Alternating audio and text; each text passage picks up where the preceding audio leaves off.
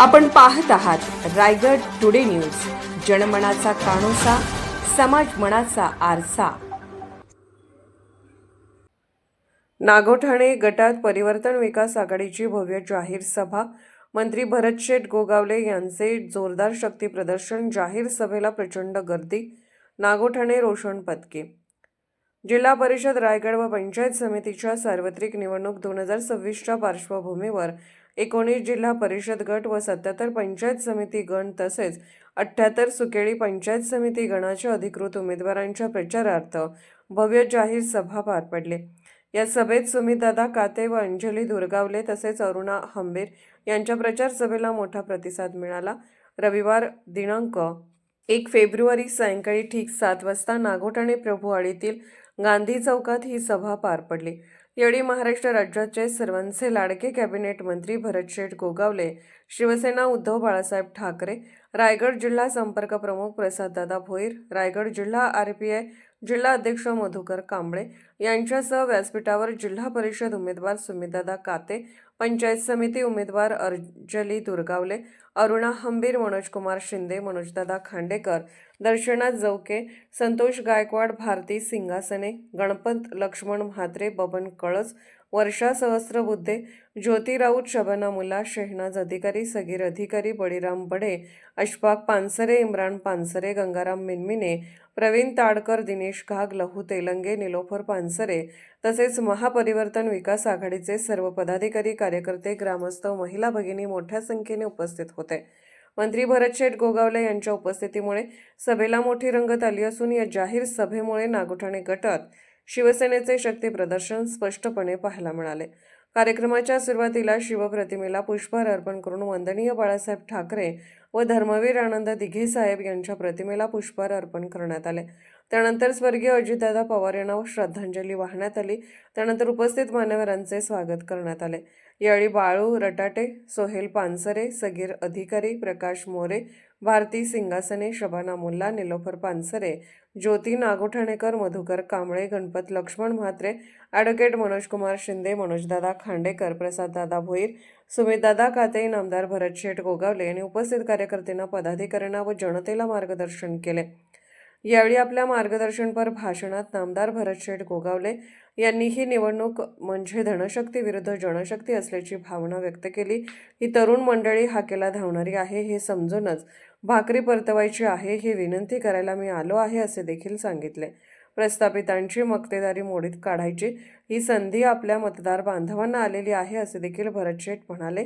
त्याचबरोबर त्यांनी लाडकी बहीण योजना, लेक लाडकी योजना, महिलांना ST प्रवासात अर्ध तिकीट यासारख्या अनेक योजनांची माहिती यावेळी दिली। तरुणाईला मत म्हणजे विकासाला मत असे देखील पुढे ते म्हणाले।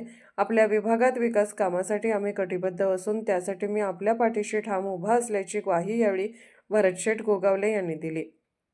या जाहीर सभेचे सूत्रसंचालन व प्रस्तावना कवी प्रभाकर ओहाळ यांनी केले तर आभार प्रदर्शन संजय कणघरे यांनी केले।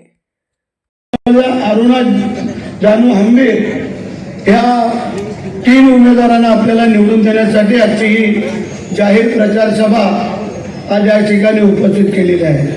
आपल्याला धनशक्तीच्या विरोधात जनशक्तीचे उमेदवार आपण मंडळी सगळ्यांनी दिलेले आहेत, लक्षात ठेवा।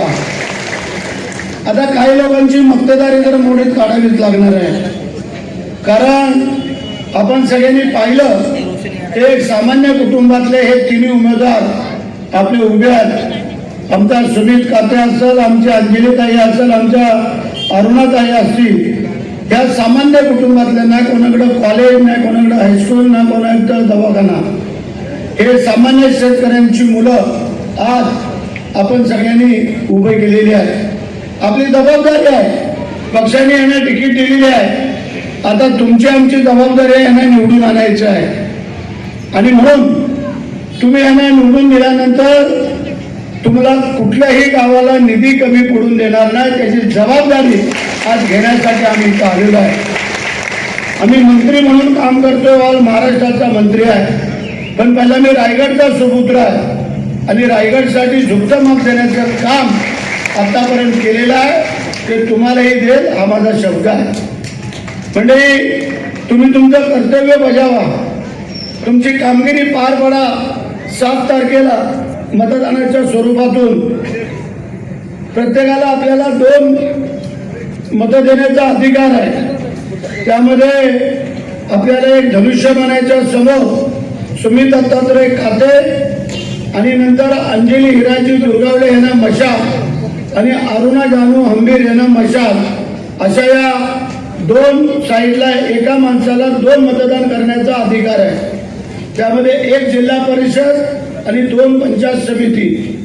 माझी विनंती आहे, म्हणजे इकडे येतील जातील काही लोक सांगतील बोलतील, परंतु ज्याने काही लोक बोलतात की आम्ही कॅच पकडली, कोणाची विकेट काढली, कोणाचं काय केलं, परंतु 7 तारखेला धनुष्यबाण आणि मशालीच्या समोरचं बटन दाबून समोरच्यांची विकेट काढून 9 तारखेला आपण विजयी निवडणुकीला यायचं आहे, हे माझं तुम्हाला आव्हान आहे।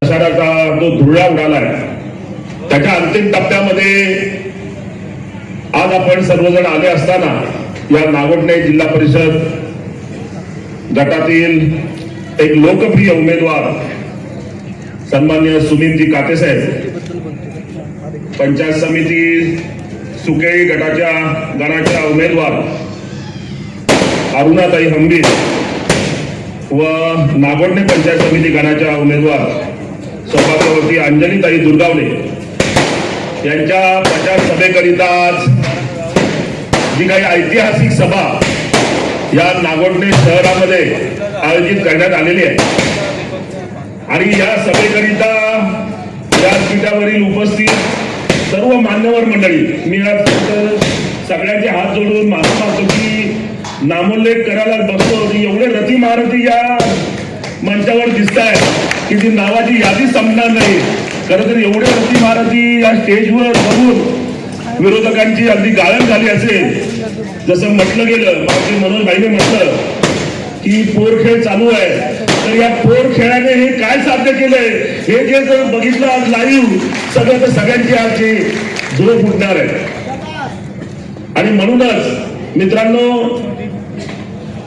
आज खरं तर माझंही अवघडल्यासारखं या मंचावर झालेलं आहे। एक वेगळी अशी आघाडी म्हणता येईल किंवा युती म्हणता येईल ही या ठिकाणी घडलेली दिसते, परिवर्तन विकास आघाडी। परंतु मित्रांनो, हे राजकारण आहे। स्वर्गीय बाळासाहेब ठाकरे नेहमी म्हणायचे की राजकारण हे सरळ असं काही नसतं, ते आदर्शवत असं काही नसतं। राजकारण हे राजकारण असतं, परंतु ती कुठेतरी विचारांची फारकत नसावी। मित्रांनो, आज या नागोठणे जिल्हा परिषद गटामध्ये जे काही घडलंय आणि जे काही तुमच्या सगळ्या मंडळींच्या सहमतीने, इथल्या जनतेच्या सहमतीने जे घडलंय त्याला फक्त आमचा पाठिंबा आहे। हे जनतेने तुम्ही ठरवलंय, आमच्या पुढाऱ्यांनी कोणीही ठरवलेली आघाडी नाहीये। त्याच्यामुळे माझ्या बाबतीत तर गेले अनेक दिवस मातोश्रीवर, सेना भवन मध्ये अनेक तक्रारी चालू आहेत। मुद्दामून कोणीतरी कार्य करतोय, अरे बाबा, तुम्ही गद्दारी केली, तुम्ही बाहेर गेलात, तुम्ही विचारांची साथ सोडली, तुम्ही उद्धव साहेबांची साथ सोडली, चुकीच्या माणसाची साथ घेतली आणि मग तुम्ही आम्हाला ज्ञान शिकवणार की असली कसली विचित्र आघाडी या ठिकाणी घडली म्हणून। तर तुम्हाला जे जमतं, तुम्हाला लबाडीचं राजकारण करतं, मग आम्ही कोण? आम्हाला ते जमत नाही का? या ठिकाणी जनतेची मागणी आहे की अशा गद्दारांना धडा शिकवला गेला पाहिजे आणि म्हणूनच आम्ही या सगळ्यांनी अशा पद्धतीने निर्णय घेतलाय। मी काही कुठला नेता नाही आणि मला भाषण पण करता येत नाही, कारण की मी आता जेव्हा ह्या खेड्या गावात गेलो तेव्हा मला ह्या व्यथा समजल्या आणि ह्या व्यथांच्या गोष्टी या दुर्लक्ष करण्यासाठी, व्यथा कशा असं आहेत ह्या समजून घेतल्या आणि त्यांना कसा फाईट करण्यासाठी मी ह्या राजकारणामध्ये जिल्हा परिषदच्या निवडणुकी थ्रू मी जिल्हा परिषद 39 गटामध्ये निवडणूक लढवण्याचा प्रयत्न करत आहे। आता बघा, आपल्या या सर्व ठिकाणी भरपूर लोक आहेत आणि भरपूर वाड्या वस्त्यांमध्ये आपली रोजगारासाठी लोक इकडे तिकडे जात आहेत. आता नागोठण्यातील ही लोक भरपूर मुंबईला कामासाठी आणि जॉबसाठी जात आहेत. पण इथे भरपूर प्रमाणात कंपन्या अशा वसलेल्या आहेत की त्यातूनही त्यांना रोजगारीचा संधी त्यांना भेटू शकते. पण दुर्लभ असं आहे की त्यांना तिथे प्राधान्य दिलं जात नाही. खरं सांगायचं म्हटलं तर बघा, स्थलावर एक कायद्याचा नियम आहे, कायद्याचा GR आहे. त्या स्तरावर अंतर्गत म्हणजे स्थानिक लोकांना प्राधान्य, ह्याच्यामध्ये असं म्हटलेलं आहे सरकारने की 80% तेथील लोकांना, स्थानिक लोकांना प्राधान्य दिला पाहिजे आणि 20% हे बाहेरील लोकांना प्राधान्य दिला पाहिजे. पण त्या 20% आतील लोकांना मराठी भाषेचं ज्ञान असलं पाहिजे. म्हणून असा कुठलाच हा GR सरकार फॉलो करत नाही आणि आपल्याला रोजगाराची संधी उपलब्ध होत नाही. नागोठण्यामध्ये एक मला भरपूर अतिशय बेकार वाटतं त्या गोष्टी बोलायला. 80% लोक पाणी बाटला विकून आणून पितात, म्हणजे तो जार आणून पितात. म्हणजे जार हा एक 40 रुपयाला भेटतो. एका फॅमिलीसाठी 2 जार लागतात, म्हणजे 80 रुपये झाले. पण त्यांच्या घरपोच येत नाही. काही लोकांना घरपोच येतो तर त्याचे 20 रुपये चार्ज केले जातात. म्हणजे 100 रुपये 2 बाटल्यांचे कॅल्क्युलेशन प्रमाणे केले जातात आणि ते कॅल्क्युलेशन केल्यानंतर महिन्याला 30 दिवसाचे ते 3,000 रुपये असतात. तुम्ही 3,000 रुपये खर्च करता आणि तुम्ही ग्रामपंचायतला पानपट्टी भरता. मग त्या पानपट्टीचा उपयोग काय तुम्ही भरता तर? आणि एवढा वर्ष तो फिल्टर काढता तुमचा प्लॅन काय रखडलेला आहे? हे तुम्ही, ही चुकी ह्या दुसऱ्यांची नसून ही स्वतःची चुकी आहे. कारण की तुम्हीच लोक एकत्र होत नसल्याने या गोष्टीचा म्हणजे हे झाला नाही.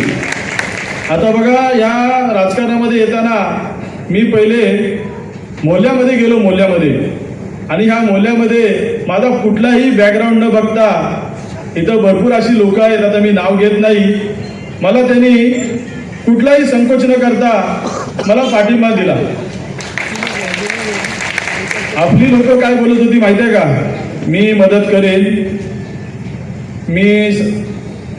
मी पडद्यावर येणार नाही, मी खालून करेन, मी वरून करेन. पण त्या मोहल्ल्यामध्ये असं कुठलंच मला चित्र दिसलं नाही की त्यांनी जो माझ्याशी जो पाठिंबा दिलेला आहे त्याच्यासाठी मी त्यांना सल्यूट करत आहे.